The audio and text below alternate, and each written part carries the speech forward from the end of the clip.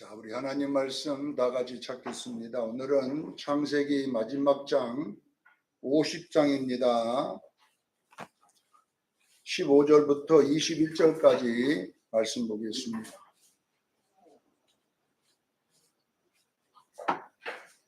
창세기 50장 15절에서 21절까지 우리 말씀 같이 합독합니다. 시작. 요셉의 형제들이 그들의 아버지가 죽었음을 보고 말하되 요셉이 혹시 우리를 미워하여 우리가 그에게 행한 모든 악을 다 갚지나 아니할까 하고 요셉에게 말을 전하여 이르되 당신의 아버지가 돌아가시기 전에 명령하여 이르기를 너희는 이와 같이 요셉에게 이르라 내 형들이 내게 악을 행하였을지라도 이제 바라건대 그들의 허물과 죄를 용서하라 하니 당신의 아버지 하나님의 종들인 우리 죄인을 이제 용서하소서 하며 요셉이 그들이 그에게 하는 말을 들을 때에 울었더라. 그의 형들이 또 친히 와서 요셉의 앞에 엎드려 이르되 우리는 당신의 종들이니이다. 요셉이 그들에게 이르되 두려워하지 마소서. 내가 하나님을 대신하리이까. 당신들은 나를 해하려 하였으나 하나님은 그것을 선으로 바꾸사 오늘같이 많은 백성의 생명을 구원하게 하시려 하신다니 당신들은 두려워하지 마소서. 내가 당신들과 당신들의 자녀를 기르리이다 하고 그들을 간곡한 말로 위로하였더라. 아멘. 자, 신앙이란 무엇인가 라는 제목으로 시편 강의 121번을 하겠습니다. 오늘은 이제 시편이 창세기 강의입니다. 창세기 강의 50장 15절 21절 말씀을 가지고 이제 마지막을 장식을 할 것입니다. 오늘 창세기 마감은 우리가 한번 하면서 창세기 1장하고 창세기 50장은 내용이 같아야 됩니다. 왜냐하면 이 창세기가 그냥 우연히 기록된 것이 아니라 성령 하나님께서 뭔가 우리에게 어떤 메시지를 주기 위해서 의도적으로 이렇게 창세기를 그려놓은 것입니다. 그래서 항상 우리가 책을 보면, 논문을 보면 서론과 결론은 똑같아야 돼요. 서론은 빨간색으로 써놓고 결론은 검은색으로 맞추면 그건 안 맞는 거잖아요. 자, 서론에는 책을 쓰게 되는 동기가 기록되어 있잖아요. 대부분. 이 책을 읽는 독자들에게 이 책의 내용이 어떤 내용으로 갈 것이다 라는 이야기가 서론에 나와 있는 거잖아요. 독서를 많이 안 해갖고 모릅니까? 모든 논문도 마찬가지예요. 내가 논문을 쓸 때 서론 부분은 이제 이 책의 내용을 내가 이런 식으로 앞으로 쓰겠다. 그래서 서론 보면 이 책의 줄거리를 대강 알 수 있잖아요. 그러면 서론에 맞는 결론이 떨어져야 돼요. 서론은 그냥 감자 이야기 했는데 결론은 나중에 호박으로 끝나면 안 맞잖아요. 감자에서 시작해가지고 결론은 감자로 끝나야 맞는 말입니다. 그러니까 이 성경은 하나님의 논문입니다. 하나님이 우리 지혜보다 수천 배 지혜로우신 분이 그냥 감자로 시작했다가 서론을 호박으로 결론 맺는다 있을 수 없는 이야기예요. 그래서 창세기는 1장의 이야기와 50장의 이야기는 똑같은 결론이 나야지 이제 이 창세기가 무슨 말씀인가를 아는 거예요. 중간에 내용들이 있지만은 그래서 서론과 결론만 읽어봐도 이 스토리의 내용을 거의 알 수가 있는 거예요. 그래서 옛날 책을 많이 보던 사람들은 책이 비쌀 때에 책을 못 사니까 서점에 가가지고 서론 읽고 결론 읽고 이렇게 해서 책을 봤다는 사람도 있어요. 서론 쭉 읽어보고 목차 읽어보고 그 다음에 결론 부분 쭉 읽어보면은 한 권 읽는데 한 10분밖에 안 걸린다는 거예요. 10분 동안 여기 살펴보고 이런 내용이구나 알 수가 있는 거예요. 그래서 여러분들이 항상 모든 말씀은 서론과 결론이 똑같이 떨어져야 될 줄로 믿습니다. 자, 창세기만 그런 게 아니라 창세기의 내용하고 요한계시록 내용이 같아야 됩니다. 그래야지 맞는 것이지 창세기의 내용 다르고 요한계시록 내용이 다르면 이 성경 전체의 내용이 안 맞는 것입니다. 제가 내용이 같다는 이야기는 뭐냐면 주제가 같다는 이야기예요. 감자라는 주제로 시작했으면 감자로 끝나야 되는 것이 맞습니다. 주제가 감자로 시작했는데 호박으로 끝날 수 없다는 거잖아요, 지금. 그래서 제가 이제 이 창세기의 1장과 마지막 이 창세기 50장의 내용을 살펴보면서 무슨 이야기를 하고 있는가를 여러분들이 알기를 바랍니다. 자, 보세요. 오늘 1장을 한번 제가 설명해 보는데 1장은 우리가 다 아는 내용이에요. 천지창조 내용. 네, 7째 날까지 하나님이 창조한 이야기들을 제가 여러분들에게 설명할 때에 이 천지, 이 자연을 통하여 뭘 가르치냐? 하나님을 알게 하는 구원의 이야기를 설명하고 있음을 믿으시길 바랍니다. 하나님은 우리가 보일 수 있는 이 자연이나 이런 사람을 통해서 영적인 이야기를 계속 우리에게 하는 거예요. 성경은 살아있는 하나님의 말씀입니다. 하나님의 말씀이란 말은 영이라는 말입니다. 네, 그래서 이 말씀은 내 육이 필요한 말씀이 아니라 내 영혼이 필요한 말씀입니다.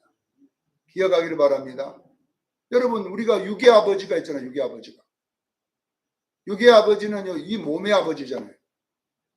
그러나 영의 아버지가 있습니다. 내 영의 아버지. 이분이 하나님임을 믿으시기를 바랍니다. 내 영의 아버지는 하나님이십니다. 그러니까 옛날에 자기 할머니가 예수를 믿었는데 손자가 교회 나와 기도할 때에 하나님께 하나님 아버지를 안 하고 고조 할아버지 이렇게, 왜냐하면 자기 할머니가 아버지 그러니까 할머니보다 좀 위에 있는 구제선이가 고조 할아버지 그렇게 기도했다는데, 그게 뭐냐면 육의 이야기를 이제 그렇게 해석했기 때문에 그래요. 여러분, 아브라함의 하나님은 나의 하나님입니다. 네, 아브라함도 하나님을 아버지라 그러고 나도 아버지라는 것은 영이기 때문에 가능한 겁니다. 왜? 영은 아브라함과 나는 동시에 사람이에요. 영은요, 아브라함이 수천 년 전 사람이지만 영은요, 지금 아브라함과 나는 동시에 있어요. 왜 그러냐? 영은 과거, 현재, 미래가 없고 오늘만 있기 때문입니다. 기억하기를 바랍니다. 그래서 아브라함, 우리가 이 문화, 이 물질적인 측면에서는 2000년이지만, 막 4000년, 6000년이지만, 실질적으로 영은 그런 1000년이라는 것이 없어요. 오늘 나의 이야기입니다. 그래서 성경을 우리가 이제 보면서 창세기 1장의 자연 창조를 내 영혼 창조로 이제 해석을 해내야 돼요. 자연 창조를 보면서 우리는 내 영혼이 어떻게 되는가를 아는 이 구원의 서정의 그래프를 그릴 줄 알아야 돼요. 창세기 1장을 보면서 이걸 그려내야지 여러분들이 신앙생활을 할 때 승리할 수 있어요. 이걸 못 그리면 예수는 믿어도 평생 뭐냐면 갓난아이로 존재합니다. 교회만 다닐 뿐이지 항상 이제 젖 먹는 아이로 있으면 안 돼요. 네, 우리는 젖만 먹는 아이가 아니라 단단한 음식을 먹는 성숙한 자로 흘러가기를 바랍니다. 네, 젖만 먹는 자에 머무르면 안 되는 거예요. 왜냐하면 하나님은 우리에게 젖만 먹이려고 구원한 거 아니기 때문에. 그래서 오늘은 창세기 1장을 살펴보고 창세기 50장을 잠깐 살펴보겠습니다. 자, 창세기 1장 2절에 제가 얼마나 많이 설교를 했으면 안 보고도 하잖아요.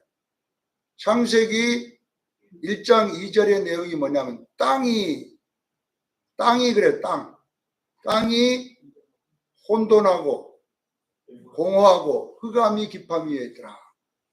이 땅이라고 하는 이것이 뭐냐 그러면 여러분의 몸을 이야기하는 거예요. 자, 그러면 땅이 혼돈, 공허, 흑암은 죽어있는 상태를 말합니다. 아시겠지요? 땅이 죽었다 이 말, 땅이 죽어있다. 그러면 이 땅은 우리 육체를 상징하는 거예요. 자, 우리 육체가 죽었다. 근데 다 살아다니잖아요. 살았잖아요. 그러니까 이건 무슨 이야기냐? 영을 말하는 거예요. 아시겠지요? 육이 죽었다 이 말이 아니라 영이 죽었다는 거예요. 그래서 예수 안 믿는 사람은 실제 살아있으나 영으로는 죽은 상태입니다. 이걸 깨닫기를 바랍니다. 에베소서 2장 1절에 그랬잖아요. 죄와 허물로 죽었다. 우리 죽었었어요. 근데 안 죽었는데 죽었다 그러잖아요. 그게 영이 죽었다는 이야기예요. 자, 또 마태복음 8장 22절에 예수님이 장례 치러 가려고 하는 아버지 장례를 치러 가는 제자에게 가지 마라 그랬어요. 죽은 자들이 죽은 자들을 장례하게 하고 너는 나를 따르라 그랬어요. 죽은 자들이라고 분명히 예수님도 예수 안 믿는 자들을 죽은 자들이 죽은 자들을 장례를 치게 하라 그랬어요. 자, 예수 안 믿은 사람은 죽어 있습니다. 죽었는데 육이 죽었냐 그게 아니라 영이 죽어 있습니다. 자, 영이 살아나려면 어떻게 해야 되느냐? 거기 보면 창세기 1장 2절에 보면 하나님의 신이 수면 위에 운행하더라 이렇게 되어 있어요. 죽어 있는데 거기에 하나님의 신이 수면 위에 운행하더라. 운행이라는 이 단어가 뭐냐 그러면요, 라하프, 히브리어 라하프. 무슨 말이냐면요, 닭이 알을 품고 있다는 뜻이에요.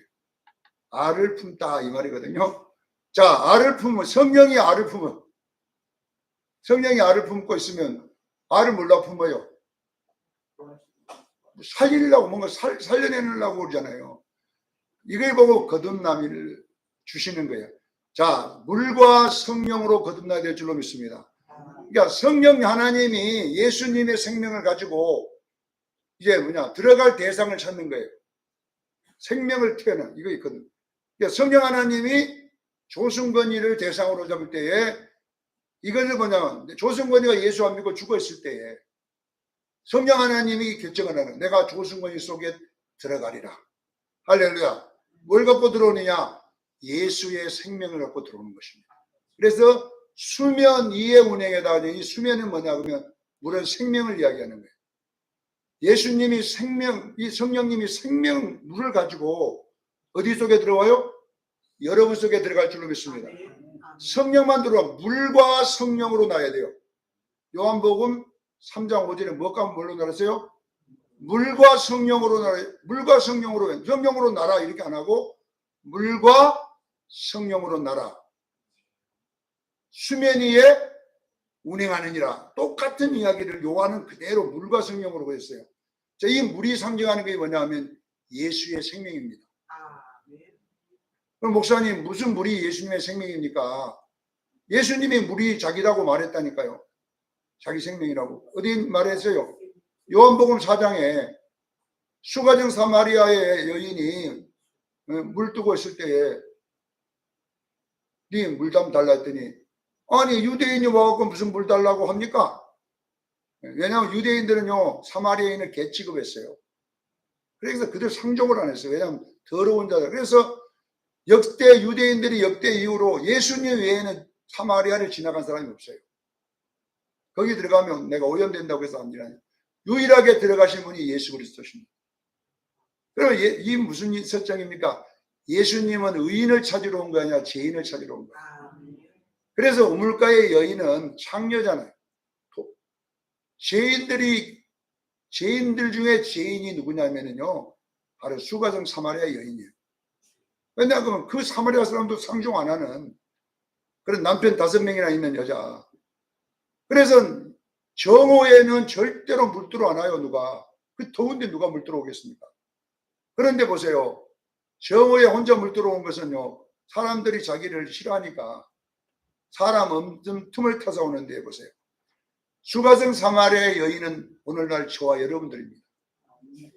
깨닫기를 주여 축원합니다. 죄인 중에 괴수. 사도 바울이 나는 죄인 중에 괴수다. 네. 여러분 우리는요 죄인 중에 괴수입니다. 수가성 사마리아 여인입니다. 이 여인이 우물가에 물을 길렀는데 그 물을 좀 달라 했더니 여인이 뭐라고 합니까? 다윗은 유대인으로서 왜 내게 물을 달라냐? 예수님이 내가 누구인 줄 알았다. 네가 내게 물을 달라 하리라. 그런 물이 있습니까? 있다.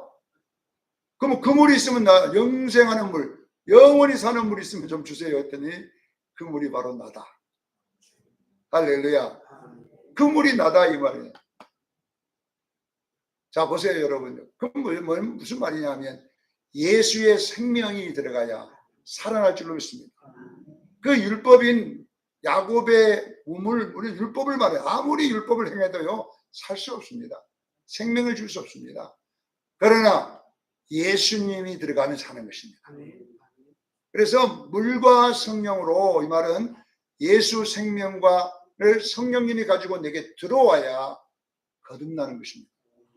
이게 창세기 2장의 내용이고, 자 우리에게 거듭나면 어떤 현상이 일어나냐. 첫째 날이 이루어진 거예요. 3장 5절 3절로 5절까지 이야기해요. 자 보세요. 빛이 있으라. 이 빛이 뭐냐 그러면 또 예수님의 생명인 거예요. 지금 여러분이 안 보이니까 모르지만 진짜 영안이 열려보면요 내 안에 빛이 있으면 그건 예수님의 사람이에요. 그 빛이 누구냐 하면 예수님의 생명입니다. 그러니까 예수님이 빛이고 예수님이 우리 속에 들어와 넣어놓은 빛도 빛입니다. 할렐루야.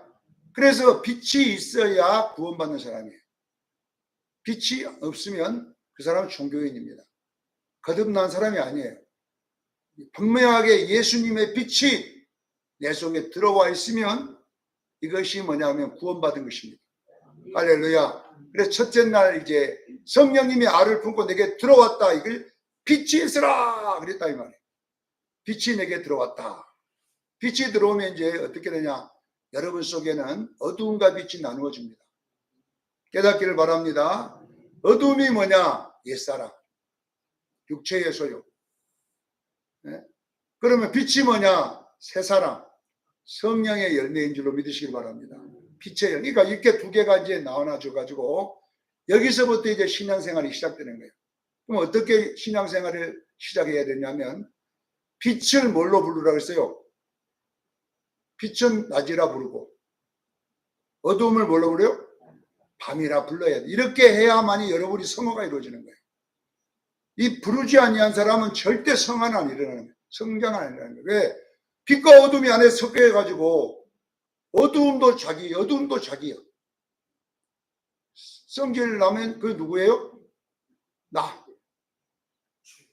미워해도 그게 누구예요? 나. 내가 미워하는 거 전부 다. 이것을 나누지 못하면 여러분요. 음란이 생기면 그게 누구예요? 나. 도둑질 생기면 누구예요? 나. 남을 비방하는 생기면 그게 나. 그러니까 내가 비방하는 건 내가다. 이제 여러분요. 이 과거의 옛사람 조승건이는 십자가에 죽었습니다. 할렐루야. 근데 이것이 십자가에 빠져나와가고 난리치고 다니 지금도 여러분 속에서. 왜 그러냐면요. 어두움을 낮이라고 밤이라고 안 부르니까 이런 현상이 오는 거예요. 여러분 분명하게 여러분 속에 일어나는 어두움, 옛사람의 성품들은 전부 다 마귀 것임을 믿으시길 바랍니다. 자 어떻게 하냐면 내가 갑자기 미움이 왔어요. 그러면 뭐라고 해? 더러운 마귀야 물러가라. 왜 네가 나를 치냐? 이렇게 명령해야 될 줄로 믿습니다. 그리고 사랑이 오면 그건 빛입니다. 할렐루야. 이제 이것만 나예요. 이걸 절대 구분 안 해놓으면 이 두 개가 섞여가지고 여러분들이 마귀에게 완전히 빠져 살 수밖에 없어요. 마귀 시킨 대로 미워하고 마귀 시킨 대로 싸우고 마귀 시킨 대로 시험 들고 마귀 시킨 대로 계속 마귀 시킨 대로 해버리는 거예요. 왜냐하면 여러분요. 어두움과 빛을 나누지 못했기 때문에. 분명하게 여러분 속에서 어두움과 빛이 나눠진 사람 여기 몇 사람이나 있어요. 정확하게 구분이 돼야 돼요. 그래서 여러분 속에 염려가 오면 이건 어두움입니다. 할렐루야. 물러가라! 이 어둠아 물러가라! 그걸 명령해야 돼요. 나누어 불러야 돼요. 이러면. 예? 여러분 속에 또 어떤 미움이 있다고 하면 어두움아 물러가라! 내가 아닙니다. 이것은. 내 속에 지금까지 왕노릇하고 살았던 마귀입니다. 알겠지요? 그런데 이것이 나라고 이것이 나를 지배하고 살아버린 사람은요. 예수 믿어도 여전히 마귀로 살아요. 예수만 믿을 뿐이지 마귀다니까. 정신도 마귀, 모든 이 사람, 이런 사람들 보고 귀신 들린 사람이라고 해요. 귀신이 들려가지고 귀신 시킨 대로 그냥 다 오거든요. 그래, 이거는 뭐냐 하면요, 첫째 날이 안 돼서 그래요. 자, 여러분 속에 첫째 날이 이루어지기를 바랍니다. 정확하게 빛과 어둠을 나누세요. 어떻게 나눕니까, 목사님? 그러면요, 간단해요. 갈라디아서 5장 17절부터 이야기를 보면 22절까지. 자, 육체의 소욕은 갈라디아서 5장 19절부터 21절까지 육체의 소욕이 나와요. 거기에 우상, 섬김, 미움, 시기, 질투, 분노 이런 여러 가지 21가지가 거기 나와요. 이건 전부 다 어둠임을 믿으시기를 바랍니다. 이런 기능이 여러분에게라면 어둠아! 가! 이렇게 따라가면 안 돼요. 그 다음에 그 빛이 뭐냐? 갈라디아 5장 22절. 성령의 9가지 열매. 알겠지요? 사랑과 희락과 화평과 오래 참음과 자비와 양성과 충성과 온유와 절제. 이것이 뭐냐면 빛이라고 불러야 돼요. 자, 갈라디아 5장 17절에 보면 성령과 육체의 수욕이 서로 전쟁을 하고 있다고 했어요. 여러분, 나누어야지 전쟁이 일어나는 거예요. 이게 합해버리면 전쟁할 필요가 없어요. 이미 져갖고 있기 때문에 전쟁이 아니에요. 근데 전쟁이 어떻게 되냐? 내가 이것을 둘로 나누기 시작할 때부터 전쟁이 일어나는 거예요. 이 어둠이 안 물러가려고 막 완전히 막 이 마귀 새끼가 난리를 치는 거예요. 그래서 여러분들이 보세요. 말씀으로 살려면요, 더 막 미워할 일이 많이 생기는 거예요. 왜냐하면 이게 마귀들이 옆에 역사를 하거든요. 그래서 여러분이 이제는 지금은 여러분 속에 있는 갈라디아서 5장 19절로 21절에 나와 있는 내용이 발달을 하면 분명하게 이거 마귀라고 부르기를 바랍니다. 어둠아! 귀신아! 이렇게 불러야 되거든요. 네. 목사님, 귀신도 다 그런 거 다 귀신입니까? 제가 귀신이라는 말은 그냥 어둠이라는 뜻이에요. 예수님은 그걸 다 귀신아 이렇게 불렀습니다. 어둠아. 그래서 여러분들이 항상 절대 이 어두움과 빛이 섞여갖고 살면은 신앙생활에 발전이 없어요. 이것이 나눠서 빛이 어둠을 대적하기를 바랍니다. 성령이 어둠을 대적하는 일이 이제 일어날 때부터 성화가 시작된다. 둘째 날 보세요. 인물과 아랫물. 인물은 라키아라고 라키아. 이 궁창을 라키아는요 뭐냐면 성막의 물두멍을 이야기하는 거예요. 라키아는 단어가 뭐냐 그러면 이 노쇠를 망치로 두들겨 갖고 대야를 만들어 물을 담아놨다는 뜻이에요. 이것이 뭐냐면 윗물이에요. 윗물. 알겠지요? 궁창이란 말이 라키아 이렇게 써놨어요. 이 라키아란 말은 쇠를 두드려서 펴가지고 이렇게 대야를 만들어가지고 거기다가 물을 담다 이런 뜻이거든요. 그러면 성경에 여러분 보세요. 쇠를 망치로 두들겨서 펴가지고 대야를 만들어 물을 담는 것은 물두멍밖에 없어요. 깨닫기를 바랍니다. 왜 그 히브리인들은 이걸 읽으면 그냥 물두멍인 줄 알아요. 위는 물두멍이고, 왜 보세요. 궁창이 담은 대야가 담은 위의 물, 이게 윗물이고 그 다음에 아랫물이 있어요. 궁창 아랫물. 이것이 나눠져야 돼요. 여러분 속에서. 깨닫기를 제일 축원합니다. 그러면 뭐냐면 윗물 궁창을 담은 윗물이 상징하는 것은 뭐냐 하면 기록된 하나님의 말씀입니다. 깨닫기를 제일 축원합니다. 자, 기록된 하나님의 말씀의 주제는 오직 예수. 여러분 성경을 볼 때에 66권을 볼 때에 여러 성경은요 코에 가면 코골이, 귀에 가면 귀걸이 다 돼. 성경이란 것이 어떤 관점으로 보느냐에 따라 성경이 보이거든요. 검은 안경을 쓰고 보면 검게 보이고 빨간 안경을 빨갛게 보이는 것이 성경인데 보세요. 어떤 사람은 성경을 볼 때에 윤리도덕으로 봐. 그게 누구냐 그러면 기장식 교회들이죠. 사회운동하는 분들, 사회운동하고 막 이런 사람들 전부 다 마태복음 많이 보거든요. 그 사람들은요. 자, 성경을 보면 전부 예수님이 착한 예수님이야. 예수님은 이 땅에 뭐더라? 선행과 착한 일을 하러 오신 거예요. 그래서 우리도 선행과 착하자. 그것이 뭐냐? 캐톨릭이거든요. 캐톨릭. 우리가 다는 이태석 신부, 선행과 착함의 상징이잖아요. 테레사 수녀, 선행과 착함의 상징이잖아요. 얼마나 많은 사람들이 불교에도 스님들 얼마나 선행과 착함이 많습니까? 아셔야 돼요. 그 사람들은요, 성경을 우리만큼 봐요. 그 사람들도.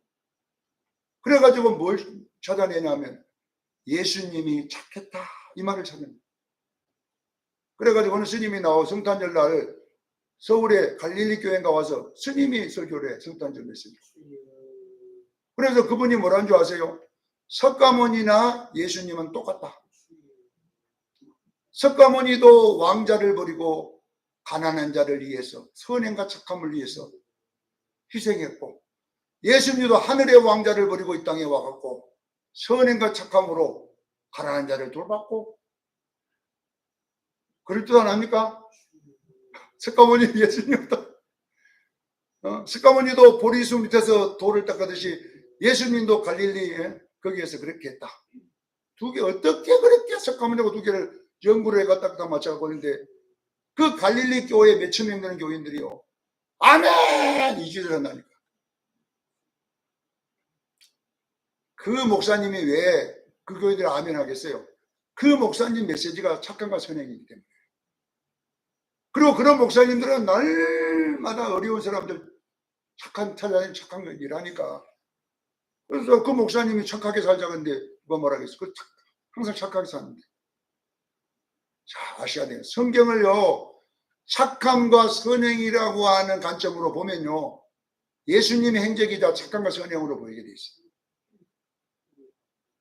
자, 그러나 우리는요, 성경은 착함과 선행의 이야기가 아니에요. 아랫물이 아니에요.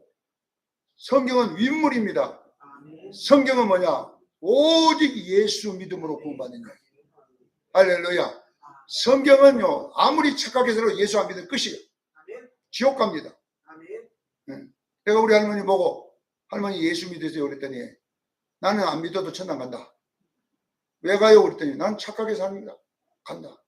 내가 남의 무를 뽑아먹냐, 남의 뭐 하면, 나는 내 돈으로 내가 사먹고 내 것 갖고 내가 먹지 절대 남의 것 욕심도 안 부린다. 그러니 내가 뭐 죄가 없는데 내가 천국 가지 뭐 하겠냐. 그게 뭐냐면 착함에서 교리예요. 여러분요, 성경은 아무리 착하게 살아도 지옥 갑니다. 내 말이 안 맞습니까? 아무리 선하게 착하게 살아도 자기 몸을 불사르게 내줘도 지옥 갑니다. 예수 안 믿으면. 그래서 윗물이 말하는 주제는 오직 예수 믿음. 이게 나눠져야 됩니다. 이거 안 나누면요, 여러분 착한 교리에 빠져버리는 거예요. 나중에. 아니 목사님, 하나님의 교도요 착한 일을 엄청나게 하는데요. 하나님의 교회가 프랭크도 뭐라고 해놨어요? 영국 여왕 착한 상. 그래갖고 착한 일 많이 하고 영국 여왕에서 상 받은 것을 교회에다가 대문짝같이 찍히는 게 착한 일. 선행상. 아니 상 받을 게 없어서 영국 여왕 상 받아가지고, 그게 뭐냐 그러면 아랫물들이 특징이에요. 아랫물들. 신천지가 얼마나 봉사를 많이 다니니까 착한 일 한다고. 전부 다 마귀는 여러분요, 착함과 선행의 교리로 완전히 사람들의 눈을 강렬하시죠. 살아가는 성도 여러분 안에 나눠주세요. 예수 믿지 아니하면 이 성경은 다 지옥 갑니다. 이 두 가지가 정확하게는 착함과 선행으로는 아랫물로는 천국 못 가고, 윗물 오직 예수님으로 갈 줄로 믿습니다. 이걸 여러분 나눠져야 돼요. 정확해야 돼요. 그래 안 하면요, 목사도 착한 일이라고 앉았어요. 착한 일, 선행 교리에 빠져갖고 아무리 착해도 예수 믿어야 될 줄로 믿습니다. 이 둘째 날 정확하게 나눠져야 합니다. 셋째 날 교회의 역할입니다. 여러분 보세요. 교회와 사복음서는요, 중생의 이야기예요. 사복음서 잘 아셔야 돼요. 사복음서는 뭐다고요? 중생, 예수 믿고 중생하는 것이 사복음서의 이야기예요. 예수 믿고 구원받자. 그러나 사도행전은 무슨 이야기냐 그러면요, 교회의 이야기입니다. 교회. 그래서 사도행전부터는 교회의 이야기입니다. 자, 여러분 보세요. 사복음서 이 마태, 마가, 누가, 요한복음과 사도행의 차이는 구원받은 성도들이 교회가 돼야 됩니다. 할렐루야. 구원받은 성도들이 뭐가 돼야 돼요? 교회란 말은 이제 의미가 달라요. 사복음서의 이야기는 예수 믿고 구원받자고 하는 이야기지만 교회의 이야기는 구원받자는 이야기보다 더 깊이 들어가요. 예수님의 혼인잔치에 들어가야 돼요. 왜? 어린 양의 신부이기 때문에. 그래서 여러분, 어떤 성도는 이 신부를 몰라요. 교회의 역할을 모르고 나 예수 믿고 천당 가야 되는데 간다. 이걸로 끝나면 안 돼요. 여러분은 분명하게 교회가 되기를 바랍니다. 교회는 뭐냐? 어린 양의 아내입니다. 어린 양의 아내는 반드시 혼인절차에 들어가야 됩니다. 이것을 알아야 되는데 우리는 뭐냐 그러면 사복음서 내용이나 사도행전 내용이나 똑같다고 생각하면 안 돼요. 자 보세요. 셋째 날은 바다와 묻이 나눠져야 돼요. 이건 뭘 이야기하냐면 자 바다는 1장 21절에 바다에는 큰 바다고기가 바다 짐승이 산다 그랬어요. 무슨 바다에가 짐승이 있습니까? 큰 바다 짐승이 산다. 근데 원어에는 탄틴이라고 탄틴. 탄틴이란 말이 뱀, 용이란 뜻이에요. 바다에는 뭐이 살아요? 뱀, 용이 살아요. 왕이 거기. 이게 바다가 뭘 상징하냐? 세상을 상징하는 거예요. 깨닫기를 제일 축원합니다. 세상은 바다입니다.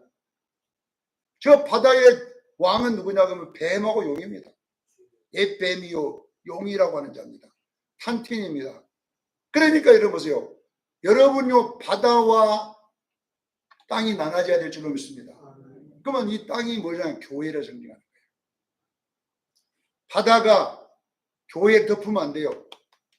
분명히 아셔야 됩니다. 바다가 교회를 덮으면 교회가 세속화됩니다. 그러면 교회도 용의 지배를 받습니다. 그런데 성경은 뭐라고 하냐? 바닷물아 절대 땅으로 들어오지 못하도록 경계를 정해놨어요. 세상은 교회에 들어오지 말아야 됩니다. 자, 그러면 땅이 뭐냐? 땅은 뭐냐? 교회는 뭐 하는 데냐? 열매 맺는 곳입니다. 땅은 열매를 맺으라 그러잖아요. 이게 뭐냐? 그러면 어린 양의 신부인 교회는 열매를 맺어야 돼요. 이게 뭐냐? 빛의 열매, 성령의 열매. 빛의 열매는 예수님의 인격, 성령의 열매는 예수님의 성품입니다. 깨닫기를 바랍니다. 이것이 뭐냐? 성도의 옳은 행실, 빛나고 깨끗한 세마포 옷입니다. 이것이 뭐냐? 교회의 사명입니다. 여러분, 마태 사복음서 안에 있습니까? 사도행전까지 왔습니까? 아직도 내가 예수 믿고 천당 가는 것만 알면 안 돼요. 이제 여러분, 나는 이제 흰 옷을 입어야 되겠다.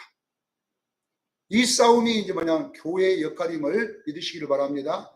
그래서 셋째 날은 교회의 역할. 첫째, 둘째 날은 예수 믿고 구원받은 것. 그 다음에 셋째 날은 뭐냐? 이제 구원받았으니까 뭐가 돼야 돼요? 교회가 돼야 된다. 교회는 뭐냐? 어린 양의 신부가 되기를 저는 축원합니다. 이것이 여러분 속에 스토리로 딱 붙어야 돼요. 자, 그러면 넷째 날이 돼요. 여러분이 예수 믿는다면은 진짜 교회라면은 어떻게 되냐면 자, 큰 강명과 작은 강명, 태양과 달을 이제 만들었어요. 그래서 1장의 빛은 태양과 달이 아니잖아요. 태양과 달은 지금 넷째 날 별들이 만들어지기 때문에 그래요. 자, 보세요. 큰 강명은 낮을 주관하고 작은 강명은 뭘 주관해요? 밤을 주관하라. 이렇게 됐어요. 태양과 달이 지금 하고 있어요, 지금. 자, 그러면 무슨 말이냐? 이것은 우리가 태양과 달을 쳐다보면서 그것만 보지 말고 내가 역할이 뭔가 영적인 역할을 보는 거죠. 태양을 보면서. 태양을 보면서 하나님이 보여야 돼요. 자, 보세요.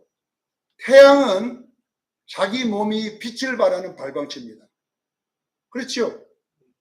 그리고 태양에서 빛이 비춰주는 거예요. 태양이 비춰지면 그날 그때 그 비춰진 곳이 낮이 됩니다. 그렇잖아요. 태양이 또 지면 밤이고 태양이 비추는 낮이에요. 낮을 주관하는 거예요. 자, 그건 무슨 이야기냐면은 이 큰 강명인 발광체는 예수 그리스도를 상징합니다. 예수님은 빛이에요. 이 깨달아야 됩니다. 태양을 보면서 예수님을 볼 수 있어야 돼요. 그러면 저 태양은 누구에게 낮에게 비춰도 낮에게. 그럼 낮이 뭘 상징하냐? 오늘날 교회입니다. 여러분들은 낮의 사람임을 믿으시길 바랍니다. 이제 우리는 낮이에요. 예수 믿으면 낮이에요. 옛날에는 밤이었지만 우리 예수 믿는 낮인 줄로 믿으시길 바랍니다. 낮. 그러니까 우리 교회는 낮입니다. 자, 교회가 예수님이 쫙 비춰주면 이 빛을 받아가지고 어디다가 비추라 했어요? 밤에다가 비추라. 이 밤이 뭐냐 그러면 세상 사람들입니다. 죽은 자 어두움들입니다. 저것들. 사랑하는 성도 여러분 보세요. 이게 진짜 어려운 거예요. 넷째 날 제일 어려워. 나도 지금 잘 안 돼요. 예수님 비춘다고 하면 어느 날부터 조행강이가 비춰주고 때가 있다. 순간에요.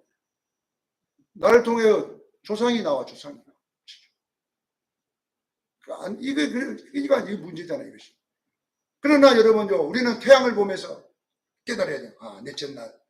내가 예수님이 나를 향하여 비춰주면 나는 그 예수님의 반사체가 되어서 밤에게 예수님을 비춰줄 줄 믿습니다. 이것이 뭐냐 그러면요, 말씀 생활입니다. 자, 보세요. 예수님이 나에게 비춰주면 나는 그 빛을 받아가지고 예수님을 받아갖고 누구에게 비춰요? 이웃에게 비춰줘야 돼요. 근데 실질적으로 이렇게 태양과 달의 역할을 하고 있는 교회가 몇 교회나 있어요. 주의 종들도 없어요. 내가 볼 때는 별로 없더라고.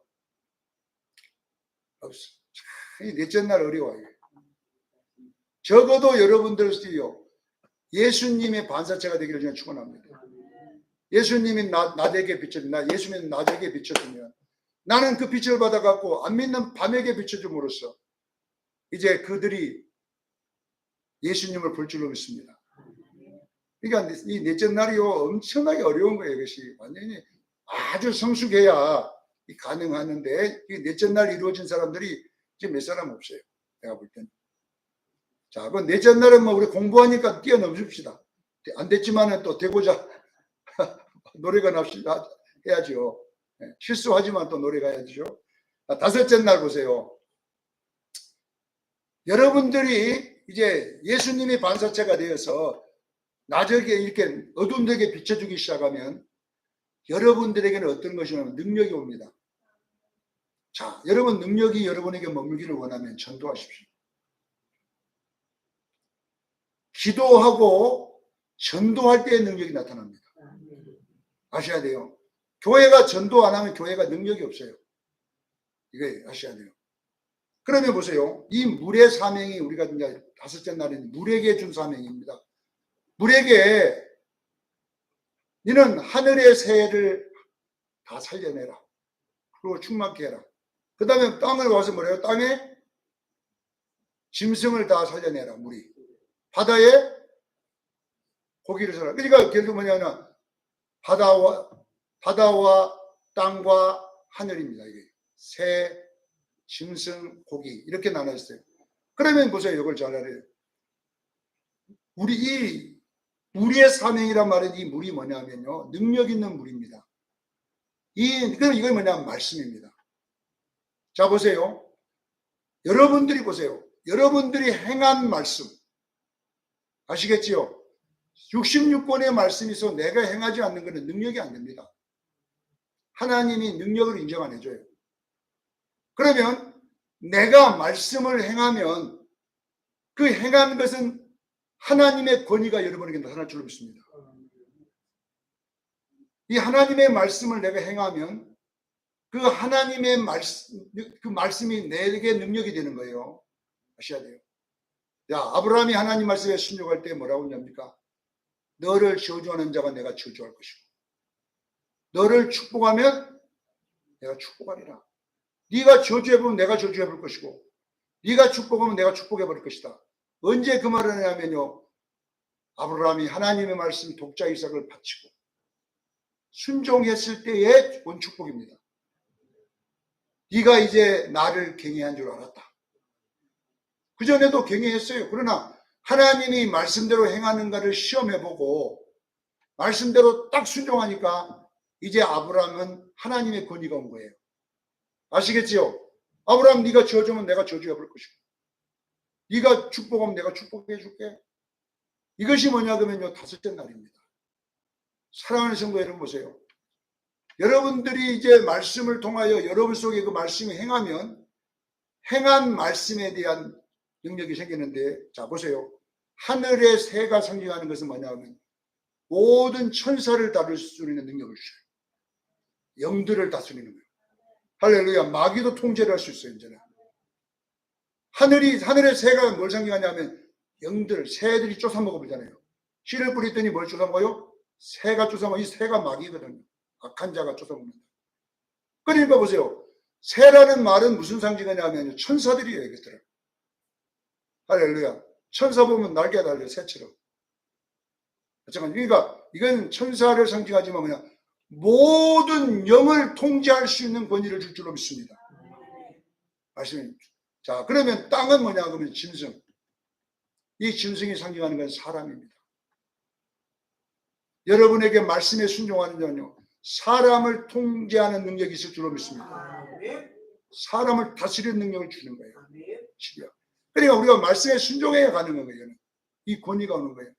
자, 바다는 뭐냐 그러면요, 귀신들을 말하는 약한 귀신들, 더러운 영들. 하나님의 말씀에 순종할 때 이 더러운 영들이 순종할 줄로 믿습니다. 가라 그래요. 그러니까 근데 보세요. 내가 말씀에 순종 안 하고 가라 그러면요, 네 꼬라지나 내 꼬라지나 니나 껌댕이 내 껌댕이 똑같다. 그러잖아요. 어떻게 어둠을 추스냅니까? 여러분이 귀신아 나가라 하면 니도 귀신이다. 니도 귀신이야. 니 귀신 나 귀신 똑같은 귀신인데 니까지 것이 뭔데 나를. 그냥 안 되는 거예요. 왜냐면 어둠은 빛이 쫓아내는 거예요. 아시겠지요? 내가 빛이 말씀을 순종할 때 빛이 되는 거예요.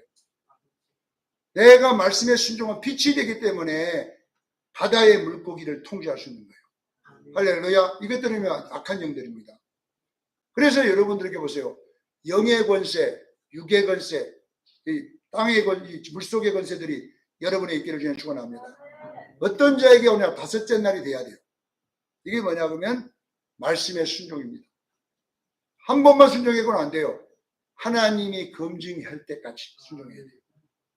그것이 뭐냐면 창세기 22장의 아브라함의 순종인 거예요. 아브라함이 지금까지 순종하고 넘어지고 했지만은 보세요. 마지막 독자 이삭을 갖다 바치라. 이것이 하나님이 시험하는 말씀이었어요. 그러니까 여러분들이 말씀에 작은 순종을 하게 되면 어느 날은 큰 순종이 오게 되어 있는 거예요. 근데 큰 순종에 순종하려면 어떻게 해야 되느냐? 내가 조금이라도 살아있으면 안 되는 거예요.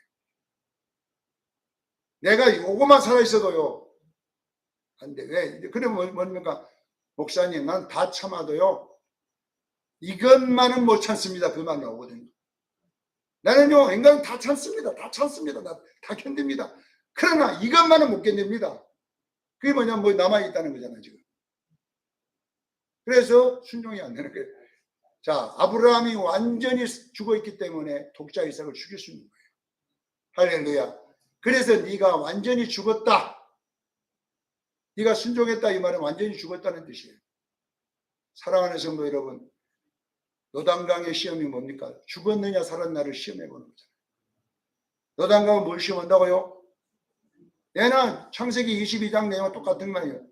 네 죽었냐? 조승건이 네 죽었냐? 확 디비 벗게. 주님이 빡! 내 약한 부분 알잖아요. 그러면 내가 그냥 딱 주님 옆에 가 계십시오. 다른 걸 참아도 이것만은 내가 안 됩니다. 이거는. 이러면 다시 강야 돌아야 됩니다. 자, 보세요. 완전히 하나님의 말씀에 순종이 될 때 그 순종된 말씀은 이제 하나님의 권위가 내게 오는 거예요. 할렐루야. 그래서 이걸 보고 창조적 권세라고 해요.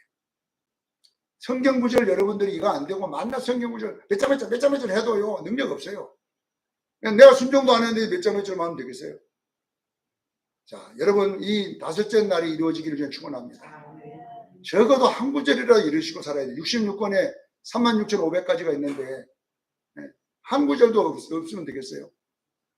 자, 마지막 여섯째 날, 여섯째 날은 남자와 여자가 창조되는 날. 그리고 여기 창세기 2장 24절에 설명되어 있어요. 아담과 하와라. 그 남자와 여자는 누구예요? 아담과 하와다. 이 둘이 한 몸이 된다. 이 이야기를 통해서 뭘 가르치냐? 에베소서 5장 31절로 32절 사도 바울은 보세요. 뭐라고 하느냐? 이거는 그리스도와 교회의 이야기다. 할렐루야. 그래서 이제 말씀에 순종하는 자 성도의 오를 행실이고, 오를 행실을 빛나고 기가는 셈을 입은 자들은 결론은 여섯째 날 어린 양의 혼인잔치에 갈 줄로 믿습니다. 그것이 여섯째 날인 거예요. 우리는 어린 양의 혼인잔치에 참여하기를 주로 축원합니다. 남자와 여자. 그 다음에 일곱째 날 안식에 들어가는 거예요. 아시겠지요? 이 안식은 뭐냐? 영원한 안식. 히브리서 기자가 히브리서 4장부터 읽어보세요. 안식할 때가 남아있다. 구약의 안식은 모양이고 진짜 안식이 남아있는 그는 뭐냐? 우리가 영원한 곳에 들어가는 게 안식이에요. 할렐루야. 그러니까 이제 마지막 적어도 우리가 어린 양 혼인잔치에 참여해서 예수님과 연합을 해가지고 안식에 들어가는 거예요. 이 순서를 꼭 기억하기를 바랍니다. 예수 믿고 이 가운데 아무것도 없고 첫째 날 돼가지고 천국 들어간다? 그러면 창세기가 무슨 소용이 있어요? 예수 믿고 교회가 되고 그 다음에 열매 맺고 그 다음에 예수님의 빛이 되고 이러고 말씀에 순종하여 그 말씀의 권위가 나타나고 그래서 우리가 말씀대로 사는 것이 옳은 행실이잖아요. 그리고 우리가 예수님의 신부로서 연합돼서 영원한 하나님 나라 들어가야 될 줄로 믿습니다. 아멘. 이것이 창세기 이야기인데 우리는 다 빼먹어버리고 마지막 날 한 날만 딱 가지고 가면 안 되잖아요. 자, 오늘 마지막 똑같은 이야기 하겠습니다. 이 안식이 뭐냐? 오늘 이 요셉의 형제들이 야곱이 죽고 나니까 이제 동생 팔아먹은 거에 대한 두려움이 온 거죠. 저놈이 이제 아버지 살할 때는 우리를 지켜줬지만 아버지 죽으면 분명하게 보복할 거다. 그러니까 와서 미리서 사정해서 우리가 죄인입니다. 그러니까 요셉이 울었어. 참 답답해요. 답답해요. 지금 당신들은 우리들의 이야기가 뭐냐 그러면 다 구원의 이야기요. 지금 그 말은 뭐야? 당신들을 구원하려고 이렇게 했는데 아직도 못 깨닫고 그 인간적인 그거 생각하고 있으니까 이 말이거든요. 오늘날 여기도요 요셉이 예수님 울고 있어요. 내가 지옥 가면 어쩌지? 그 이야기가 아니고 이제 마지막에는 무슨 이야기냐? 오늘 여기에 21절에 보자. 이제 걱정하지 마세요. 내가 먹는 건 너희 당신도 먹고 내가 입는 거 당신도 입고 내가 하는 모든 것을 누리십시오. 할렐루야. 지금 애굽에서 요셉이 누리는 거 다 당신을 누리게 할 테니까 염려 걱정 없이 누리세요. 이야기가 오늘 본문이에요.